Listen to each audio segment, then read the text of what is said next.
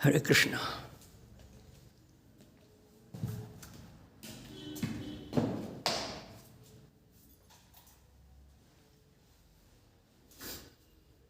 ओम नमो शिवानंताय सहस्रमूर्ति सहस्रपादाक्ष शिरोरुभावे सहस्र नामने पुरुषाय शाश्वते सहस्र कोटि उदाहरण नमः। ओम सच्चिदानंद रूपाय विश्वोत्पत्त्यादिहेतवे तापत्रय विनाशाय श्री कृष्णाय वयम नमः। आओ प्यारे बहन भाइयों, प्यारी जीवात्माओं, प्यारे राजकुमारों, प्यारी राजकुमारियों,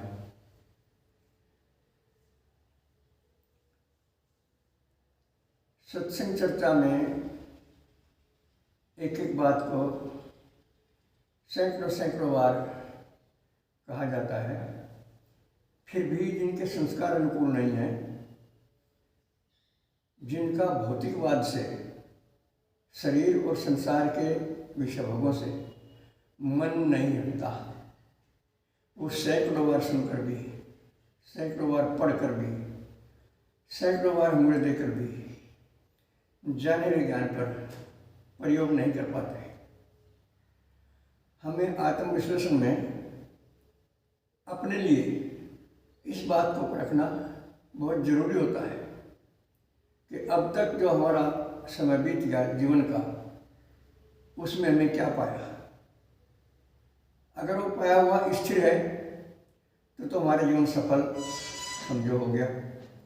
अगर वो पाया हुआ, उपलब्ध किया हुआ टेम्परेरी है और ख़त्म होने वाला है, तो समझो कि हमारा जीवन व्यर्थ गया अब तक का। कोई भी उपलब्धि हो, कोई भी सामग्री हो, अगर वह होकर नष्ट होने वाली है तो उसे टेम्परेरी कहते हैं, अस्थिर, खत्म होने वाली। और ये शरीर और संसार के सारे भोग भी और शरीर और संसार भी होकर खत्म होने वाला है। इसलिए इसकी हर कोई उपलब्धि ना हुई के बराबर है। जो होकर नहीं रहता वो ना हुआ ही है, और जो सदा स्थिर रहता है वही उपलब्धि, असली उपलब्धि है।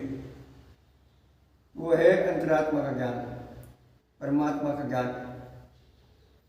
धर्म, भक्ति, ये सब स्थायी है और ये सदा साथ देने वाले हैं। इसलिए हम सभी का जरूरी फर्ज होता है बार बार इस बात का चिंतन करें कि हम भजन, भक्ति, आत्मदर्शन, ईश्वर दर्शन जितना जल्दी हो सके करें, क्योंकि शुभ कार्य में देर नहीं होनी चाहिए और टेम्परेरी कार्यों में, अशुभ कार्यों में कभी जल्दी ना करें। ये शाश्वत सच्चाई है। और अपने को अपनी नज़र से ना देखें, महात्माओं की नज़र से, अंतरात्मा की नज़र से, भगवान की नज़र से अपने आप को देखें। भगवान के अनुशासन में आना ही भक्ति है, भगवान की आज्ञा में रहना ही धर्म है। स्वयं भी रहें और दूसरों को भी यही सलाह दें, लेकिन अधिकारी होकर सलाह दें, अनधिकारी होकर सलाह ना दें। जिस महापुरुष से हम और आप जुड़े हुए हैं, जिन महापुरुषों को हम अपना आदर्श मानते हैं, उनके बताए रास्ते पर चलकर जितनी पहुंच उनमें थी उससे भी ज़्यादा पहुंच करने की हमारी लगन होनी चाहिए, वरना कम से कम उतनी तो प्राप्त कर ही लें जितनी उन्होंने की थी, तो ही हमारा मनुष्य जीवन सफल होना संभव है। और ये सिर्फ वाणी का ही ज्ञान मान लिया हमने और अपने महापुरुषों की, भगवान की प्रशंसा करने में ही समय बिता दिया। जिन गुणों की हम उनकी प्रशंसा कर रहे हैं, उन गुणों को हमने धारण नहीं किया, तो ये हास्यास्पद है, ये हमारी भूल है। जो गुण हम धारण नहीं कर सकते, जीवन में प्रयोग नहीं कर सकते, जिनका वो साथ नहीं दे सकते हमारे।